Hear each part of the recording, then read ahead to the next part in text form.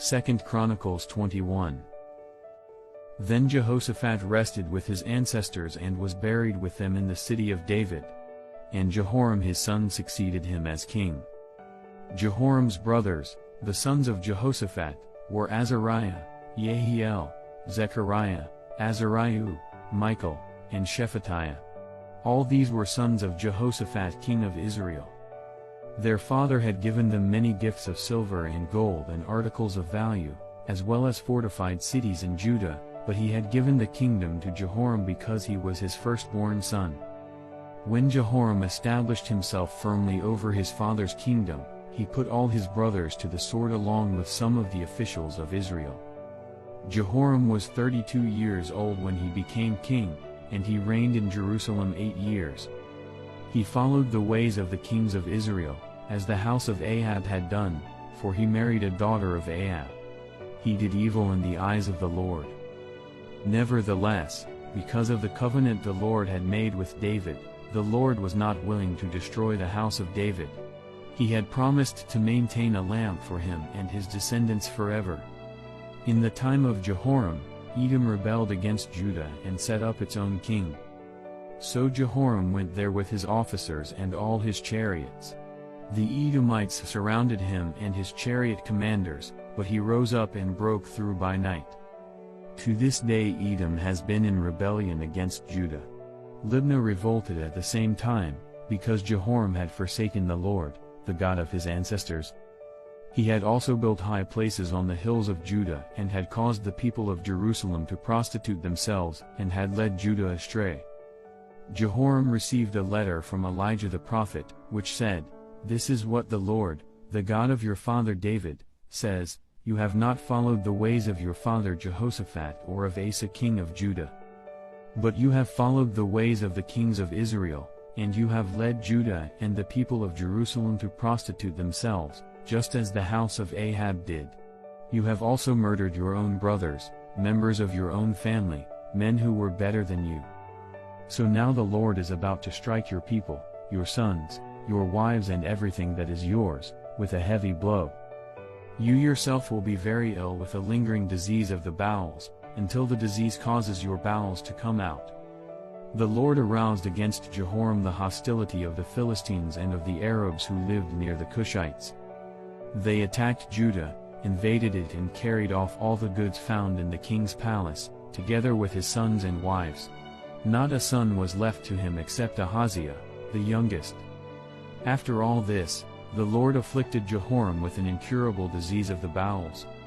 In the course of time, at the end of the 2nd year, his bowels came out because of the disease, and he died in great pain.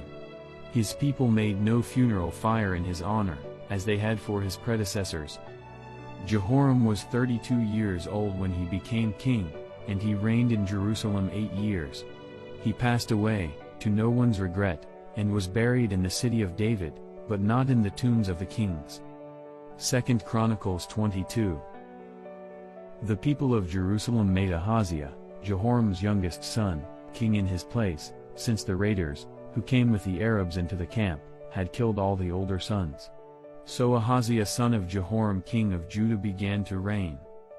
Ahaziah was 22 years old when he became king, and he reigned in Jerusalem 1 year. His mother's name was Athaliah, a granddaughter of Omri. He too followed the ways of the house of Ahab, for his mother encouraged him to act wickedly. He did evil in the eyes of the Lord, as the house of Ahab had done, for after his father's death they became his advisers, to his undoing.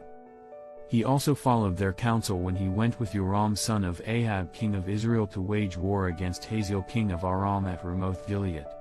The Arameans wounded Joram. So he returned to Jezreel to recover from the wounds they had inflicted on him at Ramoth in his battle with Hazael king of Aram. Then Ahaziah son of Jehoram king of Judah went down to Jezreel to see Joram son of Ahab because he had been wounded. Through Ahaziah's visit to Joram, God brought about Ahaziah's downfall.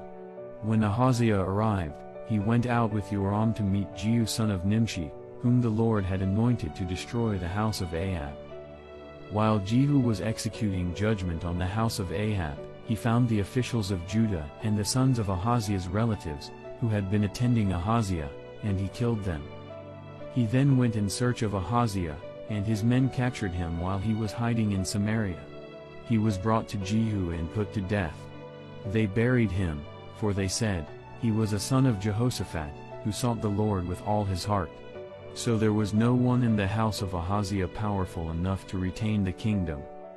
When Athaliah the mother of Ahaziah saw that her son was dead, she proceeded to destroy the whole royal family of the house of Judah. But Jehosheba, the daughter of King Jehoram, took Joash son of Ahaziah and stole him away from among the royal princes who were about to be murdered and put him and his nurse in a bedroom. Because Jehosheba, the daughter of King Jehoram and wife of the priest Jehoiada, was Ahaziah's sister, she hid the child from Athaliah so she could not kill him. He remained hidden with them at the temple of God for 6 years while Athaliah ruled the land. 2 Chronicles 23. In the 7th year Jehoiada showed his strength. He made a covenant with the commanders of units of 100, Azariah son of Jeroham, Ishmael son of Jehohanan, Azariah son of Obed, Maaseiah son of Adaiah, and Elishaphat son of Zichri. They went throughout Judah and gathered the Levites and the heads of Israelite families from all the towns.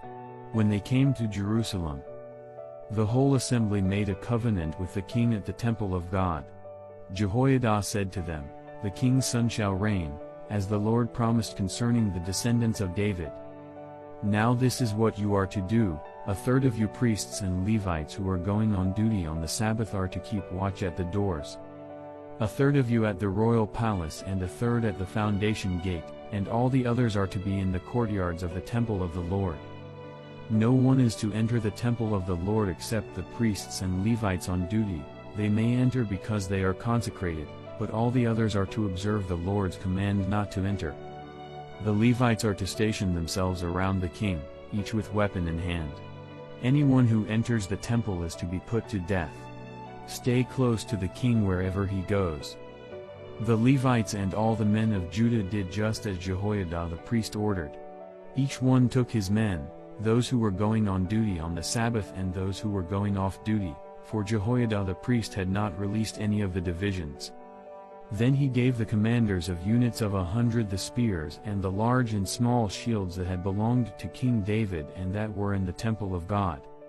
He stationed all the men, each with his weapon in his hand, around the king, near the altar and the temple, from the south side to the north side of the temple. Jehoiada and his sons brought out the king's son and put the crown on him. They presented him with a copy of the covenant and proclaimed him king. They anointed him and shouted, "Long live the king!" When Athaliah heard the noise of the people running and cheering the king, she went to them at the temple of the Lord. She looked, and there was the king, standing by his pillar at the entrance. The officers and the trumpeters were beside the king, and all the people of the land were rejoicing and blowing trumpets, and musicians with their instruments were leading the praises. Then Athaliah tore her robes and shouted, "Treason! Treason!" Jehoiada the priest sent out the commanders of units of 100, who were in charge of the troops, and said to them, "Bring her out between the ranks and put to the sword anyone who follows her." For the priest had said, "Do not put her to death at the temple of the Lord." So they seized her as she reached the entrance of the horse gate on the palace grounds, and there they put her to death. Jehoiada then made a covenant that he, the people and the king would be the Lord's people. All the people went to the temple of Baal and tore it down. They smashed the altars and idols and killed Matan the priest of Baal in front of the altars. Then Jehoiada placed the oversight of the temple of the Lord in the hands of the Levitical priests, to whom David had made assignments in the temple, to present the burnt offerings of the Lord as written in the law of Moses, with rejoicing and singing, as David had ordered. He also stationed gatekeepers at the gates of the Lord's temple so that no one who was in any way unclean might enter. He took with him the commanders of hundreds, the nobles, the rulers of the people and all the people of the land and brought the king down from the temple of the Lord. They went into the palace through the upper gate and seated the king on the royal throne. All the people of the land rejoiced, and the city was calm, because Athaliah had been slain with the sword. It is a trap to dedicate something rashly and only later to consider one's vows. A wise king winnows out the wicked, he drives the threshing wheel over them. The human spirit is the lamp of the Lord that sheds light on one's inmost being. Love and faithfulness keep a king safe, through love his throne is made secure. The glory of young men is their strength, gray hair the splendor of the old.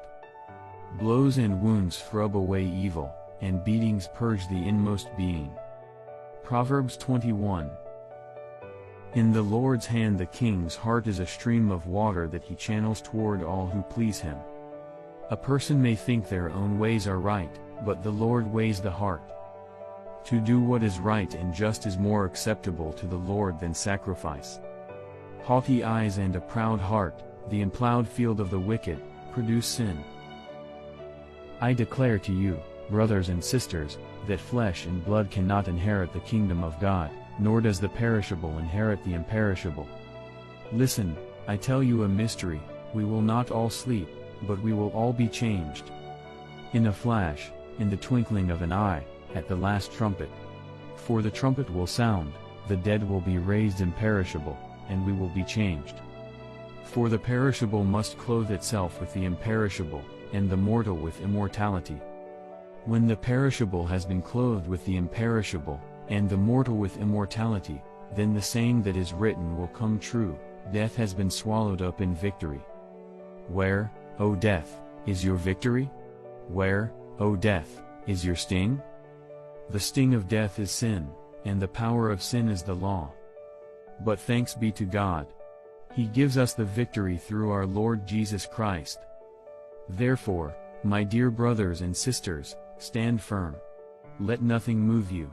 Always give yourselves fully to the work of the Lord, because you know that your labor in the Lord is not in vain. 1 Corinthians 16. Now about the collection for the Lord's people, do what I told the Galatian churches to do. On the first day of every week, each one of you should set aside a sum of money in keeping with your income, saving it up, so that when I come no collections will have to be made.